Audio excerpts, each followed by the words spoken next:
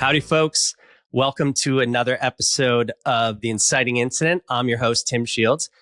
I think this is a first because I think today we're going to get two inciting incidents because my guest, Josiah Brandt, is a Neville Goddard scholar and historian. And if you don't know who Neville Goddard is, you have probably heard his teachings through many of the wisdom teachers of today.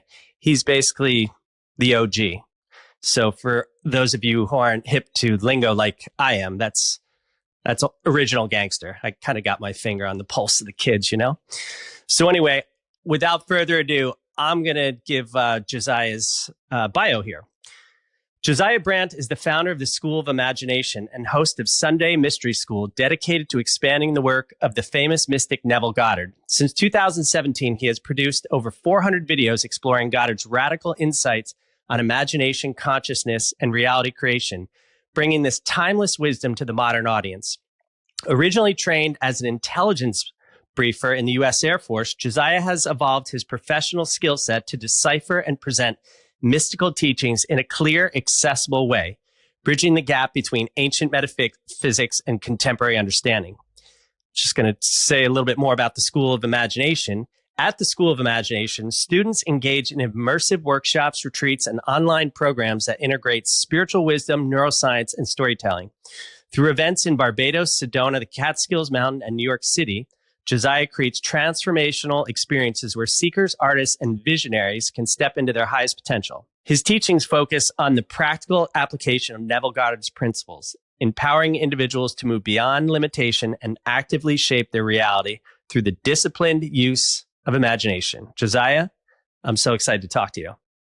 I'm excited to be here, Tim. Thanks so much for having me on. I'm looking forward to getting into it. Yeah, well, I usually start every podcast with the same question, which is, who were you and where were you when you were 17? And did you have any idea what you wanted to do with your life? Oh, 17. What an interesting age to select. So when I was 17, I was in rural Michigan, and I was dreaming of a world that I knew was so much bigger than what I had experienced growing up in rural Michigan. And I saw myself as being a diplomat for the United States government, working in a foreign service office overseas. And I thought that was going to be my life, career, and trajectory. How about that? Didn't see that coming. Yeah. So to follow that path, you went into the military? Precisely, yes. I knew that the military would afford me an education, a clearance, and also veterans preference. So I kind of put those things together and I was like, oh, this is my path. So how long were you in the military and what were you doing? I was in the military for 4 years, standard 4-year enlistment. I started out as an intelligence briefer. That's really how I cut my teeth and how to present information. When I left rural Michigan and went to the military, I was pretty shy as a young boy, very kind of coming out of this really small world and then blossoming into this much bigger world. And so within the, shall we call it the alchemist's crucible of the military training, basic military training, tech school, all that type of stuff, it helped me find my voice and find my tone. And really give me a professional edge in how to present information, particularly to decision makers, intelligence information. I worked a lot with fighter pilots, helping fighter pilots understand threats, how to stay alive while they're flying their aircraft. But also being, a young enlisted fellow, I was aware that they knew more than I did. So I had to present the information in a way that respected their intelligence, but also was mission critical and impactful to helping them stay alive. Yeah, it's a pretty important mission. So what did you do afterwards? You decided not to go back in. Yeah. So being in the military, I learned a lot. I gained a lot of experience. And I also realized that it was, I had a bigger purpose and mission. I didn't know exactly what it was when I decided to leave the military, but I knew I had a bigger mission and purpose that could not be fulfilled by doing 20 years in the military. So I decided to go ahead and try my hand at the non-military world, commercial world, got into sales training, did that for a while, taking my military briefing skills, applying it to sales, and then eventually technology training, helping older adults assimilate the skills necessary to join the digital age. I did that for a period of time. And then I discovered this mystic wisdom of Neville Goddard. And it spoke to me in this profound way. And I started to realize that part of my life purpose was to bring my gifts, skills, talents, and abilities to this mystic wisdom and to help modernize it for the present era. How did you come across him? It was an inciting incident. That's what we're getting at. It was an inciting incident. And I think, to be fair, I think it always is. I think that, stumbling upon something like mystic wisdom and truth, it doesn't just happen. I think there's a process for it. And I think there's always an inciting incident that causes us, kind of shocks us out of our standard patterns and forces us to ask new questions. And for me, the inciting incident was the death of my mother when I was 28. My mom passed away at a young age, and it was by her own hand. Wow. And that woke me up really hard out of the dream of life and made me ask some very important, very difficult questions about what life is all about. And that really ignited a spiritual journey for me. And through that path of that spiritual journey, I was online, I was on YouTube in the early days, and I was listening to everything I could get my hands on in terms of law of attraction, law of assumption, Abraham Hicks, all these different types of teachers and speakers and, thought leaders. And it was actually just an autoplay on YouTube. One video ended, the next video began, and it was Neville's voice. And it was my first time hearing this man speak. And immediately my energy body started to vibrate. And I knew that something was happening. I knew this was a moment that I was having in my life. And I picked up the phone and I looked at it and I was like, Neville Goddard, never heard of this before, but there's something about this man's voice. And I started to go into this intense rabbit hole of listening to everything I could find, reading everything I could find that this man ever said or wrote. And very quickly, I realized at this stage, this was 2016 for context. So how old many were you of the about recordings. How old were you when your mom passed away? Oh, 28. 28. Okay. Yep, So 20. You're 28 years old, which is No, Saturday. You're a little bit later. So 33. It was at the age of 33 that I found Neville Goddard. Okay. Which is interesting. Yes. So it's 5 years later. So the spiritual path ignited. About 5 years on that path, then I find the work of Neville Goddard at the age of 33. Wow. So tell us who Neville. Well, first of all, I call that the resonant truth, which is when you hear a truth that you feel as a resonance in every cell of your body. And it's this moment of alignment. Yeah. So you had this moment of resonant truth. So then who was Neville Goddard? So Neville Goddard is a well-known at this point 20th century mystic. He author, a prolific speaker. He had about a 30-year speaking career. And he really taught mystic wisdom, which is essentially, if I could boil down mystic wisdom, it's that consciousness is primordial. Consciousness is the very fabric of reality. And everything that appears to be external to us that we can observe through the senses is actually a product of consciousness. And this can seem abstract as a thought, but when you really start to go into the consequences of that, like if you really understand that that's the truth, you start, okay, what does this mean for my life?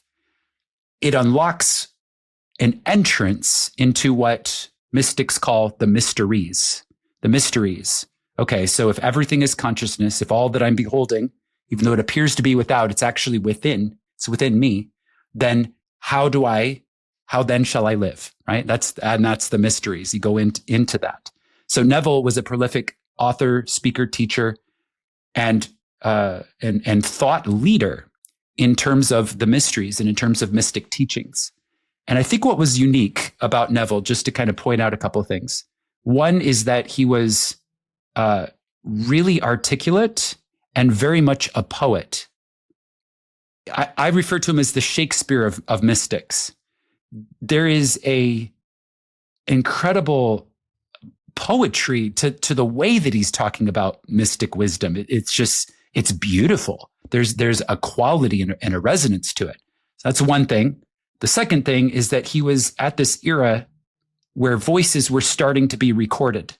Right. So his lifespan was 1905 to 1972. So there was technology coming online. So we're able to not just read what these people were thinking like we do with the ancient philosophers. We could hear their voice, and the voice carries a frequency, it carries a transmission, and it carries a truth that is palpable. And I think that's one of the standout things about him as well. What was, one of the books that I have on my phone, which I listen to like every 2 or 3 years, is Resurrection, which is a pretty powerful piece. But what was Neville Goddard's Inciting Incident? Do you know that? Like, what was his trajectory? Yes. So Neville Goddard grew up in poverty on the island of Barbados, and set sail for New York at a tender age of, I think, 17 or 18. Landed in New York and just kind of decided, I'm going to be a Broadway dancer. He just kind of got this notion into his head. And so he, without any formal training, began to work his way into that arena and began to experience significant success, to where, he was headlining. He and his dancing partner were headlining various shows, and he went on tour. He traveled to England. While he was in England, he was introduced to Rosicrucian mystery school teachings. And out of some of the dogma of that sect of Rosicrucian's mystery school teachings, he decided to become, I think we would use the term ascetic, meaning he, swore off all of the vices. He decided to not eat meat, not smoke, not drink, not have any type of intimate relations with women. He really went into this place of not really living. And he thought that was the spiritual path. And so he came back to New York, and he was kind of living this way, and he was miserable. And so then he, through providence, through divine design, he meets his teacher, Abdullah, who's an Ethiopian rabbi trained in mysticism. And Abdullah begins to mentor him. And Abdullah says, Neville, you're not really living. Look at you. You're miserable. Neville is kind of having an inciting incident around this. He's like, okay, what's right? What's wrong? What is the answer here? How am I supposed to live knowing what I think I know? And he has this moment where he consciously manifests a trip to Barbados using the manifestation technique and principle taught to him by Abdullah. And when he does this, it completely changes the trajectory of his life, because now he has evidence and he has proof that consciousness creates reality, because it's the only way he can explain how he was able to manifest this trip. So he comes back from Barbados and he's a new man. He's now drinking, smoking, and I don't know if he's smoking. I know he's drinking. I know he's enjoying the company of women. He's actually living his life. He's eating meat again. He's feasting on the pleasures, on the fruits of life. About and how old was he at this point? So this was in his late 20s, early 30s, probably around the age of 33, once again. Okay. Yeah. And So it completely changes back. his life. Yeah. And then he's drafted. Okay. So going into the 40s, he's drafted for World War II. And he uses the law of manifestation to manifest an honorable discharge before going to war. Wow. And then that launches his speaking and teaching career. Incredible. I had no idea that background story. That's an inciting incident right there. Very much so. Yes. So how did this, you discover Neville Goddard? How did this sort of thread unfold in your life? Yes. So first of all, I think it's helpful as context to point out that I was raised, as I mentioned, in rural Michigan, the son of a preacher. At least early in my life, my dad was a pastor. He moved on to other careers later, but initially he was a pastor. So I was raised in a Bible church. And Neville's core teaching, partly because I think of how he was raised and also partly because of the era in which he was teaching, centers on the mystic teachings of the Bible. So having had a background and a childhood education in the Bible, what he was saying about Bible stories, using those as analogies, really resonated with me. I could hear what he was saying and it made sense to me because I had the benefit of that early childhood fundamental Bible school type education. So with that, I felt like I had gotten this huge, I had received this teaching as a child that didn't make a whole lot of sense to me as a child. And even later into my adult years, it didn't make a whole lot of sense as it was presented to me. And then I felt like Neville handed me a key where through raising my perception to the level that Neville's speaking from, I could now unlock the gift that was those 17 years of early childhood, young adulthood education in the Bible. I could now unlock it and understand the gift that it is, these mystic teachings are for helping us live in a reality that is consciousness. Yeah. My new work is called Dream Tethering, 13 Keys to Creating the Life of Your Dreams. And a key is simply a tool that opens and unlocks the doors of challenge. But Neville said that, just since you brought up key, in the beginning of Resurrection, he said, prayer is the master key. What does that mean to you, or what does that mean to Neville?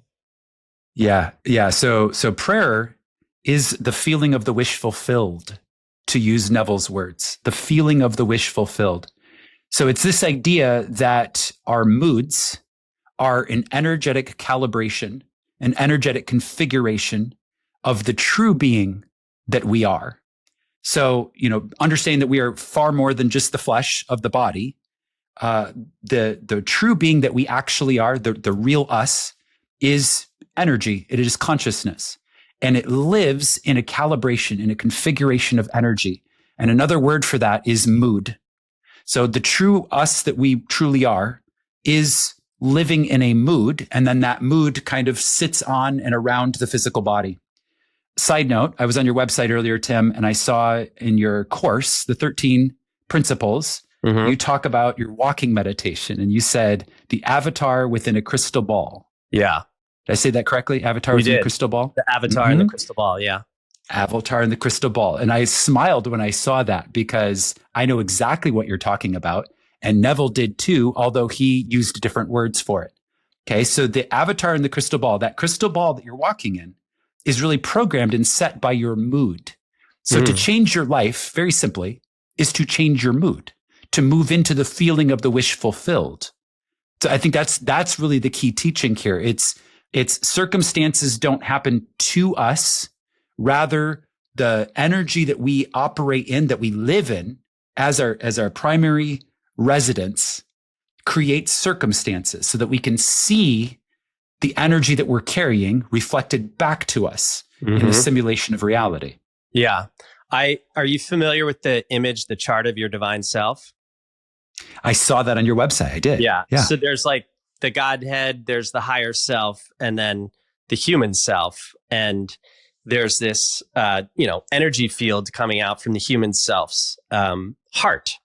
So, I was walking around in this canyon, and I just started like connecting my hands to the earth and exchanging the energy. And then it kind of evolved into this thing over time, and I would bring it up. And when I brought this energy right in my heart, like my hands would just kind of naturally turn in.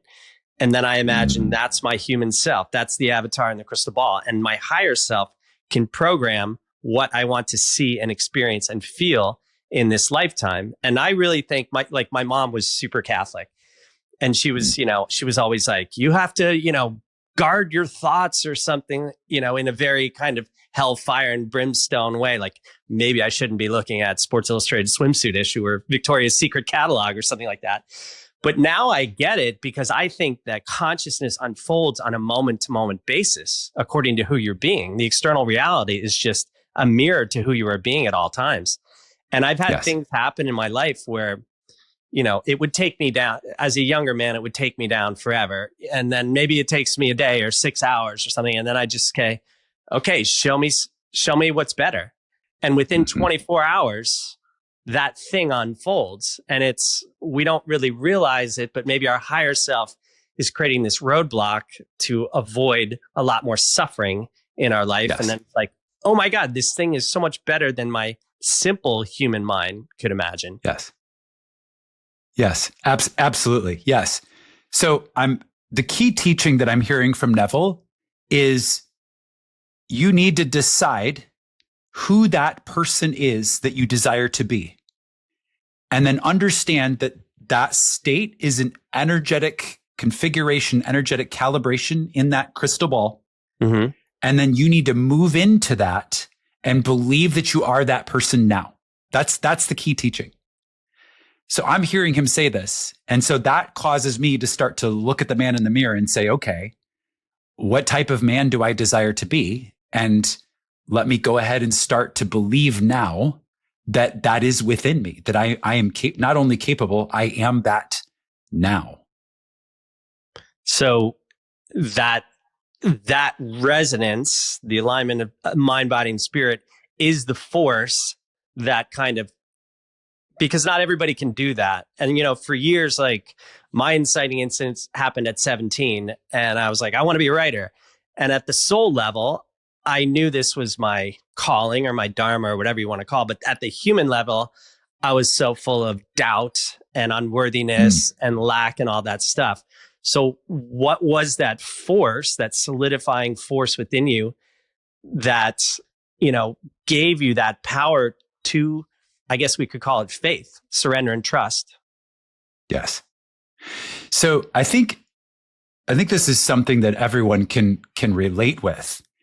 You can hear something said to you many, many times, but until you test it for yourself, until you really have firsthand personal knowledge, it kind of remains in the realm of the theoretical. And so the first few years of my journey with Neville, it was kind of in the realm of the theoretical. I was hearing what he was saying, but I was like, okay, how do I apply this?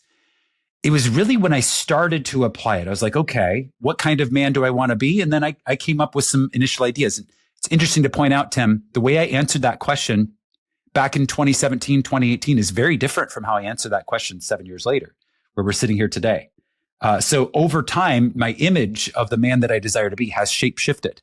And I think that's just a natural part of growth. But where I started out, I was like, oh, I want to be this man. And so I started to assume the mood, assume the feeling, assume the energy of being that person.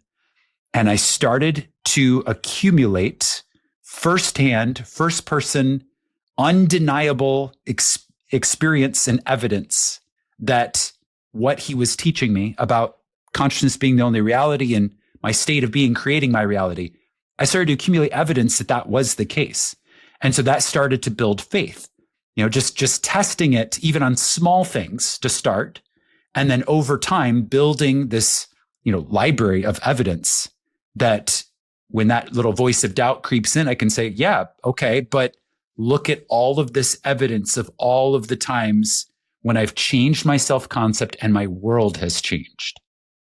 Yeah. I mean, this is what I don't think a lot of people realize is that like this life, this dimension is a dimension of thought.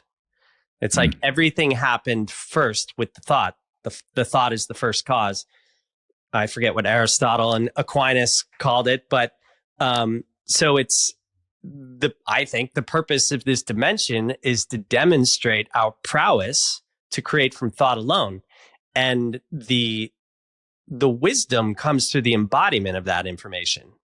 So I've had intellectual concepts of things for years, but like you were just saying earlier, you don't get it until you embody that wisdom. And that is kind of the self-actualization. That is the action. And then, that's becomes the teaching, for yourself. So when did you make the leaps to start teaching yourself? So I started listening to what Neville was saying in recordings that were posted on YouTube. And back at that time, before a lot of the even technological advancements that have happened just in the intervening years, a lot of the recordings that were made on phonograph back in the 40s, 50s, 60s were really poor quality. And I had to like really strain to hear what he was saying. So I started reading transcripts of his lectures on my YouTube channel, mostly because I wanted to understand it better. And I wanted to do it as a service for those who were seeking out this wisdom and had literally a hard time physically, tangibly hearing what he was saying because the recording quality was not great. So I was like, oh, let me give the gift of my voice. Let me record myself reading his teachings, reading his lecture transcripts. Let me start a YouTube channel doing this. And the YouTube channel blew up because there was a lot of people looking for this. And they're like, oh, finally, I can hear what's being said very, very clearly, particularly back at that point in time. I told a couple people I was talking to you and they're like, oh my God, I love Neville Goddard. It's like he's permeating the collective consciousness right now. Yeah. Because that's what the collective consciousness needs, this wisdom. Yes. Yeah. So I that's how the YouTube channel started. And then as the teaching started to become alive in me, that's when I kind of received this tap on my shoulder, like, okay, now you're called. Now I'm called. Now it's up to me to start to modernize them. I have that opportunity. I have that. I can give that gift using my gift, skills, talents, and abilities. I can help modernize, continue, expand upon the work, the foundation that he laid through his work. And so just in my own humble way, I started to do that. Teaching on YouTube, hosting courses. That's what led to the creation of the School of Imagination in 2019. I was just going to ask you about that. So how do you make that leap? What is it? Go there. Yes. Yeah. So the basic idea is that we're living in an era where the value of what it means to be human is being redefined. With the rise of AI and this and technology in general, but I think AI is probably most on our minds right now in the present moment. A lot of the things that were like, oh, this is a human activity, or this is something humans do, like my ability to think, we've really emphasized cognitive development as a species over the past 300 years. But now that's being challenged. I don't think necessarily my ability to think really well is going to be the defining factor of humans going forward. So what I started to realize, I started to get this download that really we need to start to lean into what it is about being in a human vessel that is uniquely human. And one of those things that resounded as being the chief thing is the skill of imagination. The skill of imagination. It's a meta skill. It's a meta skill because when you develop your imagination, every aspect and characteristic of your life improves because you bring more imagination to anything you're doing and it opens up new doors, new horizons of potential. It is literally the skill of skills. And what's interesting is, AI, if you ask it to imagine something, it's derivative. It goes out and looks at everything it's ever seen, every human it's ever interacted with, and then it cooks up some sort of combination of ingredients it already knows exists. Humans, as a distinction, we can actually tap into another field of awareness, another dimension of other dimensions of awareness using our imagination and draw from that. And so I began to see that as a defining feature of what it means to be human. And so I had this thought. I was like, okay, we see this coming now, but we're just at the very, very, very leading edge. This is going to change everything. So let's start to sharpen and polish and educate and amplify human imagination as a meta skill. Let's start that now so that we can begin to help people prepare for what's the shift in paradigm that's coming. Yeah. I think while you were saying that, I had imagination. I had the image of, I forget what it's called, on this top of the Sistine Chapel, Michelangelo with God and humans touching like the fingers. That is imagination. That is the spark right in between that. It's what elevates us from it's what connects us from our humanity to our divinity. So we're not just an animal living in, whatever, don't have the word right now, but, we have this higher reasoning skill. The other thing I think is I don't know, maybe since the Enlightenment or whatever, we've been totally programmed into the left side of the brain. And we're not using that imagination. And to move to the next level of humanity, we need that whole brain coherence. And, the heart has more afferent connections, which means there's more connections going from the heart to the brain than the brain to the heart. So that should probably tell us something about the nature of humanity. It's like we need to go back into the heart field, and the heart and the imagination are completely interconnected. Indeed. Yes. Yes. It is this situation where the paradigm is changing, and we have to change our approach to really meet both the challenges and also the gifts of the new paradigm. And I see imagination as really being the key. So the phrase I came up with at the very beginning when I started imagination is wake up the part of you that robots cannot replace. That's it right there. And we need to, as humanity, move towards that, because we are on that edge right now. And so many people suffer from the program and the conditioning, and they're fighting over. I keep seeing that people who are, the division has never been greater, and both sides are fighting for their side of this old paradigm. And everybody who I see who is in that fight is suffering. But everybody that I know who is creating the new world, serendipity, synchronicity, everything Neville Goddard says, it's like they are creating it, they are receiving it, and doors are just opening. Mm-hmm. So I guess maybe go ahead. Yeah, I was just going to say I have an analogy for that I think is insightful. So the analogy that I have for this is, the old system is burning down, and it's akin to a house fire.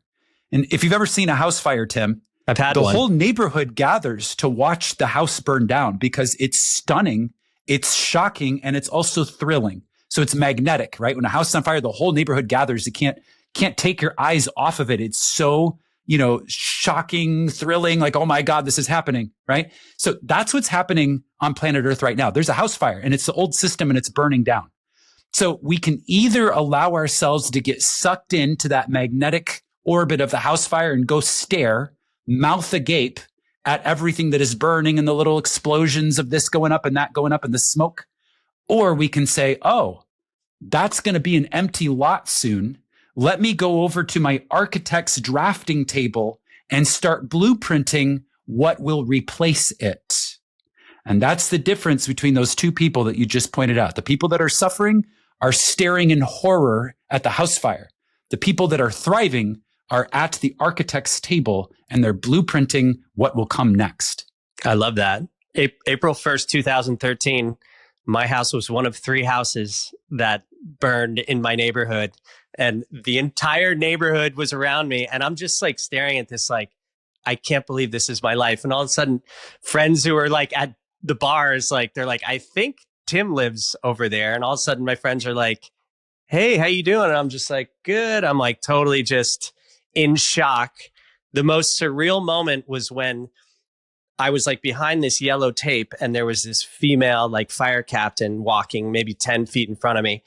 And right as she crosses me, they cut through the top of the roof, and it was like a fountain came out of my roof and just landed on this woman. And I'm like, I cannot believe this is my life. And she's like, well, and runs away. And I'm like, this is insane. This is my life. But when I was a young man, I asked for big things to write about. So you have to be very careful what you wish for, which I'm sure you know very well. I've had a lot of experiences, but so that's amazing. Yes, I would say this maybe what we were just talking about takes us to what you call the golden age, right? I think it does. I think it does. Yes. Tell me what that is for you. Okay. So what's interesting to me is this idea of the golden age. I find it fascinating, but I'm also aware that at least in the liquid modernity of the now moment, it's a little bit of a controversial idea.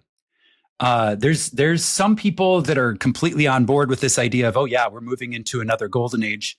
And there's other people that literally cannot hear that right now because they're staring at the house fire. They can't even think about what comes next. But that being said, I think it's important to look around the corner and see what's coming.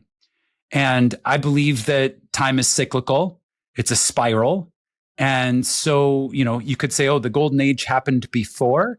And I'm saying, yeah, it will happen again. And I think we're moving into that now. And the golden age essentially is the age where there's a lot of themes to it, right? But I think some of the key themes to point out in this moment are decentralization. It's the power moving out of centralized structures and back to the people. That's the main theme. Part of taking the power back from centralized structures is releasing our expectation that people outside of us will solve the problem. Okay, so it's releasing the expectation that the government is responsible for our prosperity or for our health or our well-being. Releasing that, positive or negative. I mean, you could blame them or you can call them a savior, but we have to release both sides of that polarity. And we have to say, actually, the government is not responsible for my well-being. I am responsible for my own well-being. And so all of us doing that in mass, that is the foundation of the golden age, that and the golden rule. The golden rule is the foundation of the golden age. The golden rule is, of course, do unto others as you would have them do unto you, which is a mystic teaching of everyone is another version of yourself. So you treat them like you know that. When you treat them like you know that they're another version of yourself, and it's important to point out, you have to be treating yourself well, right? Mm-hmm. Because you can't just, I treat myself like shit. Let me treat all these other people like shit. No, you have to treat yourself honorably and then choose to treat the others who are a reflection of yourself the same way. That is the main seed that begins to sprout into a new experience of what it means to be human on planet Earth that could be called or described as a golden age. Yeah, I mean, talking about cyclicals and patterns, I forget what it's called, but there is an 80-year pattern, and we're just coming into the close of that. And then there's the age of the zodiac, 2,160 years, and we are leaving Pisces, which is exactly what you just said, and we're entering the age of Aquarius, which is also exactly what you just said. And supposedly Saint Germain is the ascended master of this age. Do you know anything about Saint Germain? Very little. Oh yeah, he's definitely somebody to look up. But he was said to be an ascended master who sort of came to rise during his prominence was during the Renaissance. But some people say it goes all the way back to Francis Bacon. But he knew he was perpetually 40 years old. Like nobody knew where his money came from.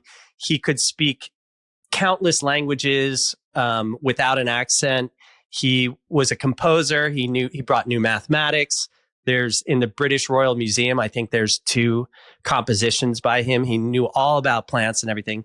Very fascinating to look up.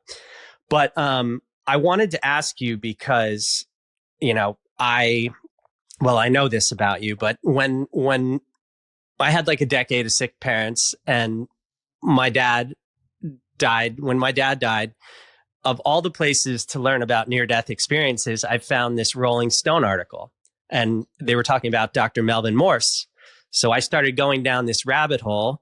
One thing leads to the other. And I learn about IANDS, which is International Association of Near-Death Experiences. It's like a support group. So I used to go once a month and just sit in the back of this room. It gave me solace and listen to all these people's near-death experiences. Most of them were great. There were a couple that were literally hellish, but I know that you had a near-death experience. So I would like to hear about that and how that has shaped your perspective. When did that happen? What happened? Well, first of all, let me respond to what you said about the IANDS. IANDS? Yeah, IANDS. I wasn't aware that existed. And that sounds like a fascinating resource. And I love that you said it gave you solace. You know, I'm going to start my conversation about the NDE by pointing out that I think a lot of what keeps humans locked in loops of fear and limitation stems from a lack of awareness that death is not the end. It's when I think that my life is something that I can lose, then that is like this existential or like mortal fear that can actually really affect the life that I live. And when I'm liberated from the fear of death, that's when I can actually live. And so I think it's interesting you said it brings you solace. I actually encourage everyone who's hearing the sound of my voice in this moment to learn about death, to learn about experiences that people have, and to really, not just seek it on the outside, but also to inquire deeply into the silence of your own soul to understand it better, realizing that it is inevitable for all of us in this form. This form passes away, but there is an immortal aspect of all of our awareness and beings, and to begin to tune into that, understanding that that's going to unlock extraordinary potential when we can touch that. Speaking of my own near-death experience, it was unconventional. It was not an accident. It was not medical. It was actually a very deep brainwave meditation that got into the gamma states. And I left my body and I was able to travel outside of the several spheres of energy that kind of keep someone connected to the human existence. And I made it so far out of the body, so far out of even this, we could even say, reality and even the semblance of a material universe. I was so far away from there that I actually got this little notice, this little warning saying, hey, if you keep going, like if you keep on an outward trajectory, you're going to lose your connection to the physical human body, and it may die and you may not be able to get back. Okay, so let me give a little bit of context. So this was March, almost exactly a year ago, actually. This was March of 2024. And I had been developing this technique of traveling in gamma. And I know you're familiar with doing this, and I know you've done it yourself. I had been practicing with this technique for about a year at this point, and had become quite skilled at it. But this was actually on a different level. This is the farthest I had ever gone in that state. And I wasn't, I didn't have a death wish. I wasn't trying to shed the physical body, but I did have this desire to go farther.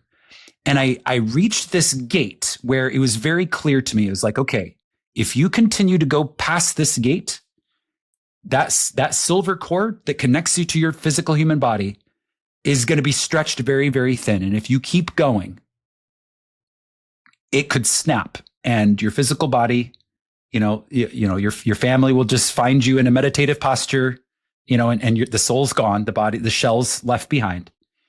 And for some reason, Tim, it was like this surge of the solar plexus willpower. I don't really know how else to describe it. There's something in me that was almost rebellious. And it was like, no gate is going to hold me down. I want to keep going. I understand the risks. I'm going to keep going. And so I did. I went through the gate. My life as I knew it on earth began to fade away. And I began to become aware that it was just a dream within a dream. Like my physical human existence, the story, the character that I've been playing. So it's a complete dissolution of ego. I became completely aware that it was literally just a hallucination of the one consciousness that we all are, a dream within a dream. And it began to fade away. And I made it all the way out to where I had conscious awareness of the one spark of the divine that we all are. And I felt my awareness as that spark of the one divine that we all are. I'm using the best human language I could use to describe it. We're limited by language. Language is a limitation for sure.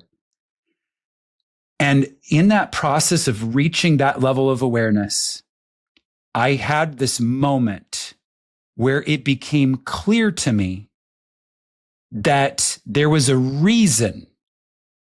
It was not an accident. It was not a chemistry experiment with random outcomes. It was mathematical precision. This life that I've been living, it was designed with mathematical precision. This life that I've been living, that I had left behind, the body on the bed. I became aware and I was like, oh, there's actually nothing better at this higher level of awareness. There's actually nothing better. Earth is where the party is. Like, I suddenly had this, I was like, oh my God, I literally was doing that for a purpose and for a reason. And I was like, this expanded state of awareness, now knowing what I can see, like seeing and perceiving what I can see when I'm at this level of awareness, the gift is what I left behind. And so I was like, whoa, now I want to go back. And here's the thing. A lot of people who have NDEs, they try to get out or they're on their way out and they're sent back. Their spirit guides, family members, whoever, right, says, no, you're not ready to go yet. You need to go back. Sorry, you can't leave. For me, it was the opposite, Tim. When I came back to that gate and I tried to go back into the realm of this dream within the dream to eventually come back and snap back into this body, that was my intention. They stopped me and they said, you left. You left, Josiah. And of course, I wasn't even Josiah at that point. I was the awareness. But they said, you left Josiah, the character that you were playing. You left. Why should we let you back? And this is where the experience begins to mirror something that Neville taught. One of the really interesting things about Neville is that he fearlessly related his visions that he had, his mystical experiences, at a time where not a lot of people were talking about these things openly. He fearlessly told them.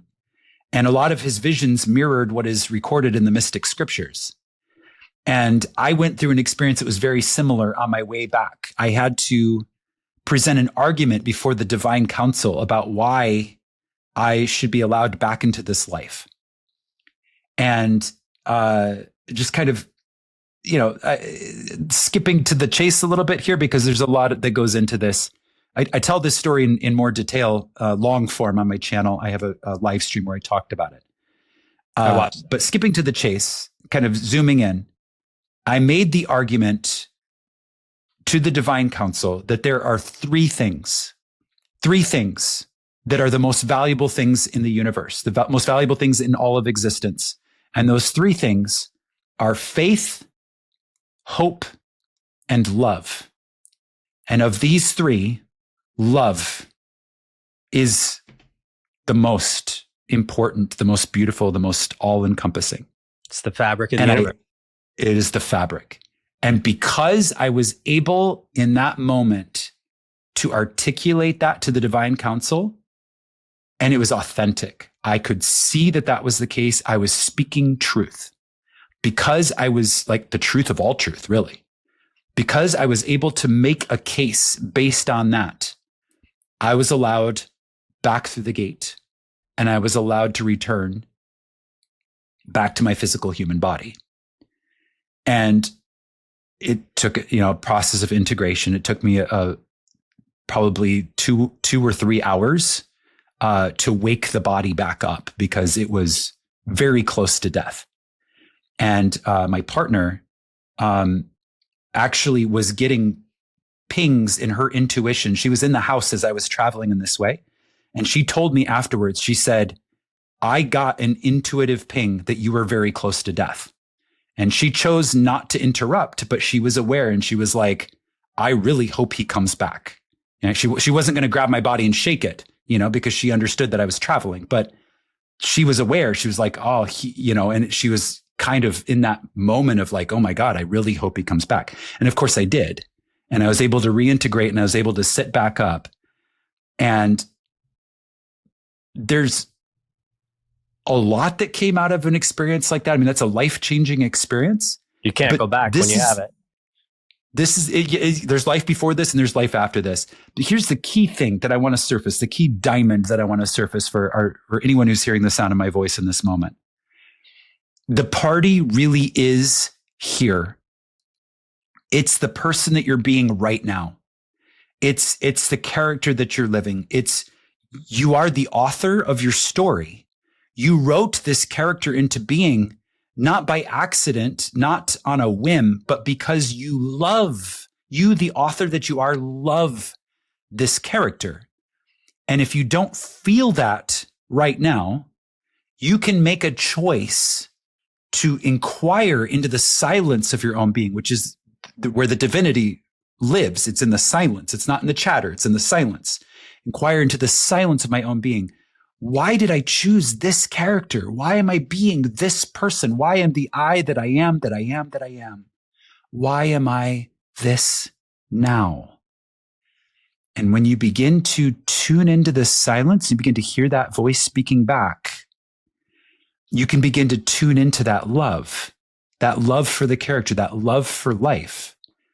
And I hope and I pray, and it is my sincerest wish that everyone who goes through this process can connect to an authentic feeling of the gift that having a human body, being alive, living a story, living on earth at this time, it truly is a treasure.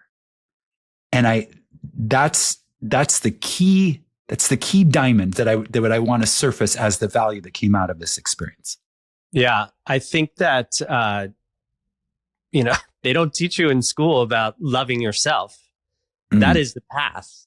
And once you learn to love yourself, then all sorts of magic and doors open, because you are coming into an alignment, an aspect of an alignment. But I thought it was interesting that you said this silver cord that connected you, because in the chart of your divine self that I spoke of earlier, there is a line that goes through the Godhead, the higher self, and the human self. I was just wondering, do you ever feel Neville Goddard or ask for his guidance? Mm-hmm. Yes, I do. I speak to him quite frequently, to the presence that I understand him to be. And he actually came to me in a vision early on in my path in a very striking way. I'll explain what happened. I was reclined on the bed in a kind of very deeply relaxed state. I was not under the influence of any plant medicine or anything like that. I was just reclining in a deeply relaxed state. And I was, I had been doing a lot of reading of his work. This was many years ago, towards the beginning when I was first narrating for YouTube. And I had a vision where the room changed. And suddenly I was in this large, elegant mansion, this estate, where there was a party. And it felt like it was, maybe like the Gilded era, like everyone was dressed in kind of these ornate, older type of gowns and suits and tuxedos. And it was a very beautiful estate. And I find myself standing in this foyer of this estate. And I look over, and here comes Neville, dressed, in a, stately dressed, very beautiful, very suave, very, elegant, dressed elegantly.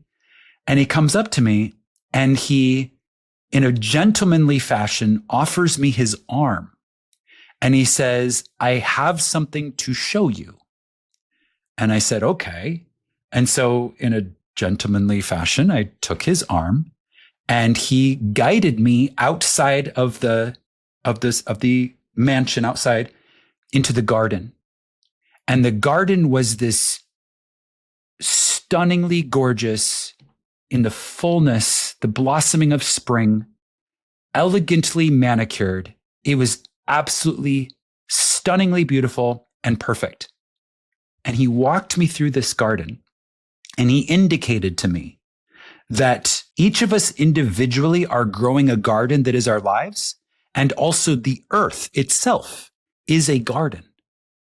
And he indicated to me, he said, "Do you see how beautiful this garden is?"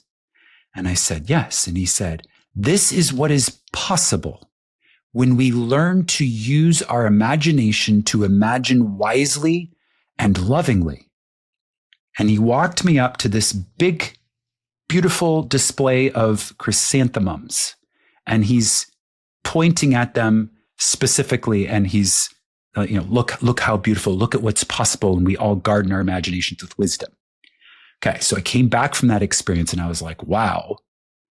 The next lecture I narrated of Neville's, he said in the lecture that his favorite flower was chrysanthemums. And that's when it clicked. I was like, okay, that vision was very, very much real. That was his spirit guiding me and encouraging me to continue on this journey. Wow. That is a great transition to a question I was going to ask you. So if individuals can change their reality through imagination, can or how do societies collectively imagine a different future? Oh, I love this question. Okay, so how do we collectively imagine a different future? Okay, so a big part of it is understanding that we are living in the polyverse. That's the word I have for it. I've noticed this is an idea that's emerging in human consciousness right now, and there's different words for it. But I haven't heard it yet.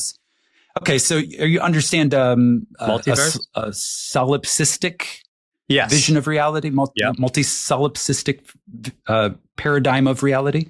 So polyverse is a term that I don't know if I coined it. I kind of became aware of it. It just kind of came to me. It's this idea that each of us are living really in our own personal universe. And the truths that we hold as true individually, we will find evidence for in the mirrors of our reality. Meaning that you and I, Tim, we do share a material universe to some degree. But you and I can sit right next to each other and look at the same thing and have two completely different experiences. Mm-hmm. Because we really do have individual universes in a manner of speaking. So the polyverse frees us. And the reason why it frees us is because now I understand that nobody else on the outside has to agree with me in order for my truths to be true. Okay. So this sets other people free. If I'm speaking about, how I can wisely imagine beautiful things and other people are poo-pooing on that or saying, I don't believe you or whatever. Okay, go ahead and build your polyverse. I am imagining wisely for my polyverse, which is my garden.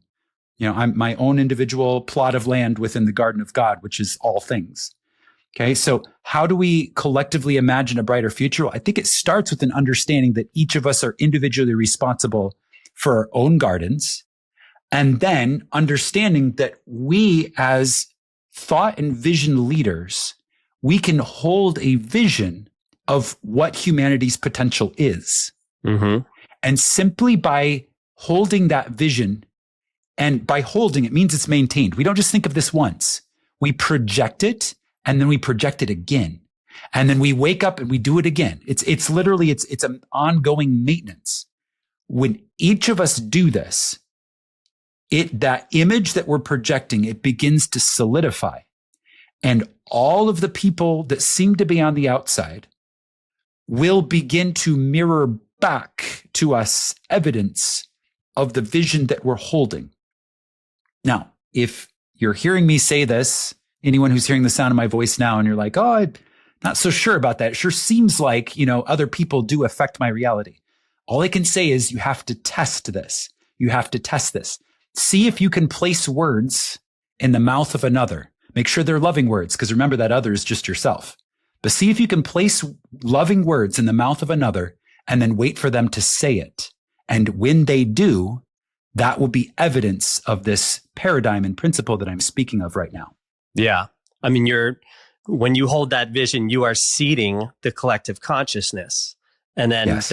Dr. Joe Dispenza says, reality is determined by a network of collective observers. So if yes. we're all holding the vision of a prosperous, loving world, then that will be what manifests. But yes. fear, the programming and conditioning of fear is so powerful. And the puppet masters who are running things know that. And this isn't, my friend Mandy Kavanaugh says they're controlling us through our amygdala. And, that is the fight or flight response. And that's why all you hear in the news is the most terrible things. Imagine if we just woke up and it was like, the news like all of a sudden reported all of these amazing things, like we would be living in a completely different world. So let me ask you this. If Neville were alive today, what do you think he'd say about our current world? This is an interesting question, Tim. Neville, yeah, this is very interesting. So Neville made it very clear. He said, look, the world will always be 50% light and 50% dark, 50% good and 50% evil. That's just the nature of things. It's not up to us to be light warriors. It's not up to us to change or even argue against the balance. I think he would tell us what I think a lot of very enlightened vision and thought leaders would tell us, and that's that problems cannot be solved from the same level of consciousness that created them. And to fight against something is to create more of what we're fighting against through our attention upon it. Mm-hmm. So I think what Neville would say is he would say, focus on your own garden and worry less about what is happening in the world. He gave this concept that I found to be absolutely invaluable for my own life. And it's the concept of the mental diets. It's literally, what am I feeding into my awareness? Which is akin to saying, what seeds am I allowing to be planted in the garden of my consciousness? Okay, so that media that you're talking about that triggers the amygdala, I don't see those people as being my enemy. Rather, I see them as being my collaborators, because I think that evolutionary pressure is required for humans to grow up. I think humans are coming through a collective adolescence right now. And I think that we need the evolutionary pressure of the darker things to help us find the light. Light searches darkness. Those are 3 words that were given to me in a dream the other night. Light searches darkness. So we really, it's an ally, collaboration type of situation. It's not a battle, although you can make it a battle, but it's not true in its true essence. It's not a battle. They're in support. We're all on the same team. So to understand that is to rise above the noise. And again, to leave that gawking at the house fire and to start blueprinting, what my garden is going to look like. That beautiful, well-manicured, gorgeous garden that Neville showed us. Yeah. I mean, we do live in a dimension of polarity, but I think, the collective consciousness, it's dynamic at all times.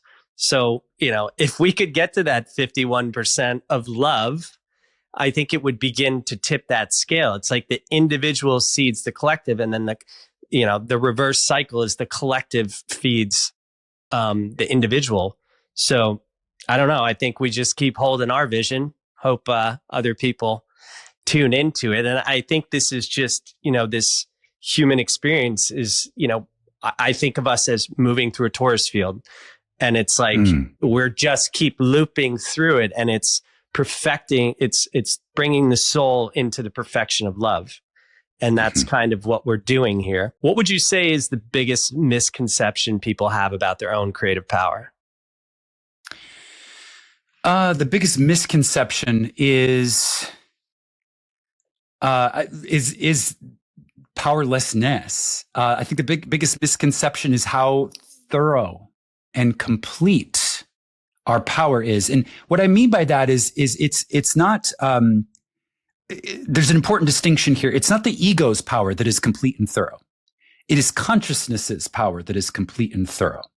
I think the biggest misconception is people think that it's, the will of my ego against this bigger reality that I seem to be living in. And I think the upgrade here that frees us from this misconception is to understand that it's there's a relationship here, and the bigger field of my reality is intelligent and it is conscious, just as my local awareness is intelligent and conscious. And so this whole idea of being personally empowered is to actually see it as there's this one thing that's happening. It's me and my world together, not me over here and then my world around me. There's one thing happening. And so understanding that my personal power is complete is actually working with the intelligence of my reality field, working with it, not working against it or arguing with it or fighting it. It's working with it. So let me make this really practical. So this is, Tim, this is, you and I getting on here and having technical issues just to begin with. And rather than saying, oh, why does things never work? Why, I'm fighting my reality, saying, oh, this must be perfect, right? This must be perfect. There must be, timing. There must be, we're able to build a little bit of rapport because we're troubleshooting together, right? Mm-hmm. There must be something about this that's perfect because this isn't an unintelligent reality field. This is a permeated, complete, thorough, intelligent reality field. There's nothing about it that isn't intelligent. So let me trust the divine intelligence that I'm living in. So again, to concisely answer your question, what is the biggest misconception? Thinking that reality is outside of ourselves. And I think the way to resolve that is to actually say, all of my experience is intelligent. All of my experience is fundamentally consciousness. And I can trust that everything is exactly how it needs to be to support me living my best life. Yeah. If I had to distill my own personal work into two pillars, it would be surrender and trust, because that's what I'm trying to master in my life. And, when I was 17, my inciting incident was taking a huge dose of mushrooms at a Grateful Dead concert, just being like, what the fuck is going on? But, for a long time, probably 5 years or something like that through college, I was desperately trying to figure out what life was about and what my meaning was and what my purpose was. And I was challenging this intelligence doing some really stupid things. But what I realized and what I think is important to share with people is you are never going to know the mystery. Your role in the mystery is to be an active, participant and co-creator in it. And that's what I think a lot of people are missing. They think they're alone and and that makes you a victim. But when you realize you are a creator, you are supported by creation. And that's like another level of alignment. So I think that's an important thing, especially for younger people, who may be very cerebral or intellectual. It's like, let go, move into the heart, surrender, trust. And you said it earlier, but you have to have these experiences that are kind of, I forget the way I put it, but it's a proof point of like, oh my God, I did create that in my mind. It's like, you need to actually, I know people who are like militant atheists and they don't even want to make that leap. They're like, no, I believe in a materialist paradigm. This is what it is. And they're afraid to let go and surrender into this thing. So for somebody who is afraid to I don't even know how to describe it. They're just in this little fear bubble because maybe they're afraid to test if there actually is something. And then the deflation of them thinking there might not be anything would be so devastated. So what would you say to somebody who has that sort of problem with surrendering and trusting, or even putting their toe in this field of co-creation? So first of all, I think this is something a lot of people can relate to. I know that certainly I went through a season of my life where I experienced something like that. So I think that's the first thing to point out is anyone who's feeling this, you're not alone. This is something that I think a lot of people have experienced. You have to go through it almost. I think you have to. I think that's actually the best way to say it, Tim. I think it's necessary. It's a part of the journey. It's one of the waypoints on this journey towards the destination. What I would say is, so that person who's experiencing that a lot of fear, kind of stuck. To me, that just says there's a lot of activity happening up in the brain. It's a highly cognitive focused kind of overthinking, which is again, it's something a lot of people struggle with and have been programmed into. So I think one of the first things, just very practically, is learning the process of heart coherence. And I know you're familiar with what that is, Tim. I know you've taught that and have been involved in that in all kinds of ways. But the key idea here is enabling the intelligence of the body to bring the thought patterns, the emotional patterns, of the mind back into alignment. So literally, learning to come into the heart and open the heart. That's a human skill. That's something that's incredibly important. I envision a world where all children are taught this from a very early age, how to self-regulate the nervous system. And when we can come out of some of those deeply carved grooves of thinking and feeling, which are rooted in fear, and we can begin to come into harmony, into resonance, into coherence, we'll notice that the quality of our thoughts begin to shift. And some of the guard starts to come down. And from there, I really feel like it's a process of tuning into the spirit of curiosity. That's one of the key teachings. It's curiosity. Curiosity opens doors. It has its own intelligence. It sets us free. It finds us answers. It, opens our mind, opens our heart. Curiosity is the most powerful place from which to approach human life. Yeah. I mean, that is the nature of consciousness. It's curious, searching for itself, to know itself in a physical form. It would be too long. Maybe I'll tell you offline. It would be too long to explain my whole new theory around this. But I was going to say, what is the most important teaching for you of Neville Goddard that you have embodied, or what's been the biggest realization that you just try to live in every day, or something like that? Yeah, kind of one of the key takeaways. Yeah. Okay, so it is this idea of personal empowerment. Yes, it is this idea of I can be anyone I desire to be if I can find the feeling and not just touch it, but actually move into it and make it experiential.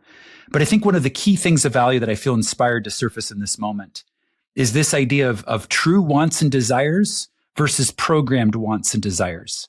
So one of the things that I realized and have been realizing in my life over time, it's an ongoing realization, is that the world as we understand it right now, I forget the term you use for it, but I heard you speaking about this earlier, Tim. I call it the matrix. You call it I couldn't tell you. I call it the matrix sometimes too. I don't know what came through in that moment, but understood. Yeah. So it's this field that is, kind of responsive and gives us back feedback. Okay. So it tells us, it gives us ideas about what we should want, right? So a lot of people, they come to learning how to manifest. It's usually what draws people into the beginning of a spiritual path, is they want to learn how to manifest. How do I change my life? How do I get what I want? And a lot of people start out with, I want money. I want physical things. I want to be loved by another or others. I want to be known or famous. I want, this house or that car, right? Materialistic, potentially, or even just, human quality of life things. And that there's nothing wrong with that on its face. It's definitely okay to want things, but here's the key thing. Here's the key idea. It is important to distinguish true desires of the heart versus conditioned desires of the times in which we are living. Right? So in this time on planet Earth, we have these, paper dollars, the US dollar, but that hasn't always been the case, and it won't always be the case in the future. Right? So it's not a permanent existential desire. It's a temporary, limited to time, limited to the conditions of the society in which I find myself desire. Okay. So it's important to distinguish between true desires and desires that we're told to want because the media or other people or societal expectations are telling us. When we're chasing things that other people tell us we should want, and we don't make that distinction between what is a true desire and what is just a societal expectation, that is a recipe for a lot of frustration on this journey. It's important when we step into this realm of profound self-empowerment where we really realize that we can create anything. It's important to actually take that deep journey deep inside and say, okay, what do I really want? Why am I really here? Let me set aside what the world tells me I should want. let me really know for myself. And when you do that, that's when the fire of desire in your belly, the intelligence and the connections of your heart, and the intelligence and cognitive proficiency of your brain can all be in alignment towards a goal. And that is when you become a force of nature and can truly manifest the life you really want, not just the one other people tell you you should have. Yeah. I've been doing this exercise almost every day since October 2010, when my mom passed away, and somebody told me to write down 5 things I'm grateful for, which is normal, but then 5 things you want to create. So of course, early on, it was kind of these material things. And sometimes I'll just put something in there as an experiment, but now I'm just like, I just want to be guided and protected on my mission. I want to know God more, or whatever you want to call this. Like, I want to know my place in the mystery. And that is where the magic and the material things can happen. I mean, not that we're seeking that, but there is this an alignment of mind, body, and spirit that occurs through right thinking, right action, right feeling, and right language. Right language is so important because it is a forging pressure of electrons to create reality, I think, in some regards. Because I think that, the electron is the servant of the mind, to use a different language than Neville. But it's like, when we keep focusing on that thing, we are coalescing it into a physical reality. But we could go on forever and ever, and I'm sure we will have more conversations. And I have a feeling we're probably going to be doing something together in the future. But what do you think? What would you like your legacy to be? Legacy, yes. So legacy, when I think about legacy, I really think about the wisdom of the 7 generations that our ancestors spoke of, and a lot of really profound wisdom traditions have spoken of. It's so easy in the society that we're living in right now to think about today and tomorrow. Some of us thinking about 6 months from now. Some of us who are probably a little bit more high performance type people, we're probably thinking about our 3 to 5 year vision. And some of us maybe even think about, 20 to 30 years down the road. All of these things are very valuable. And I kind of get pleasure out of thinking about, okay, let's go 200-300 years. It's just a pleasurable exercise for me. It's literally what I do. I think that far ahead. And I think about what the world might look like. It's a pretty wide circle at that point, right? It kind of widens every year you go out. It's a pretty wide circle at that point, but I have a hopeful vision for what that world can look like. And so when I reverse my engineer the vision of what the world could look like, what Earth, what planetary humans could look like in 200 to 300 years, it really comes down to this idea of empowering the freedom of imagination to dream better than the best we know. Remember when I was speaking earlier about how AI, when we ask AI to imagine, it is derivative? Mm-hmm. We as humans have the possibility, we have the potential built into ourselves to not just limit our dreaming to what has come before. We can actually dream into being new possibilities. And so when I consider legacy, for me, it's all about teaching people skills of how to do that and empowering people to teach their children these skills. And I think that by setting a new standard of education about what it means to be human, about what human possibility and potential is, and then empowering that through training, through education, through curriculums, through skills building, I think what we're doing is we're setting up those coming generations for success. And I think that at that point, whatever I, sitting here in the liquid modernity of now, think might be coming in 200 to 300 years, it could be something even more incredibly beautiful than what I can presently imagine. And to chart that course for humanity, I mean, humanity's going to chart it for itself, right? But to assist in a wise use of our potential, I desire my legacy to be assisting in building that meta skill of imagination, to help people find the power of thought and vision and creativity within their own heart, mind, body, spirit. I love that, because what people don't realize is we're only limited by that which we can imagine. So dream big, imagine way outside the diminutive, prescriptive boxes that society, programs us into, because it's bullshit. Once you connect with that greater field of intelligence, all things are possible. Imagine better than the best you know. There you go. This was awesome. Where can people find you? So my website is schoolofi.org. That's the School of Imagination. My YouTube channel is Josiah Brandt. I do weekly Sunday live stream teachings. There's also a library of the recordings of these teachings on my website. Sunday Mystery School. It's teaching these concepts, making it as accessible as possible for the public. That's every Sunday on YouTube. And then you can find, I have free courses on my website, schoolofi.org. And I do host paid trainings, workshops, events, retreats from time to time as well. So if you plug into that website, sign up for the newsletter, join one of the courses, you'll be able to hear about those things as well. I love it, man. Thank you so much for sharing your time and your wisdom. I think this It has might been be a pleasure. It's pushing into the longest one I've had so far, but I was like, I have more questions, but we'll just have to do that another time. Thank you, everybody, for listening. We will come back again soon. If you like this, share it. It's important information. Like, subscribe, do all that jazz, as I always say, to make my publisher happy. So, which makes me happy.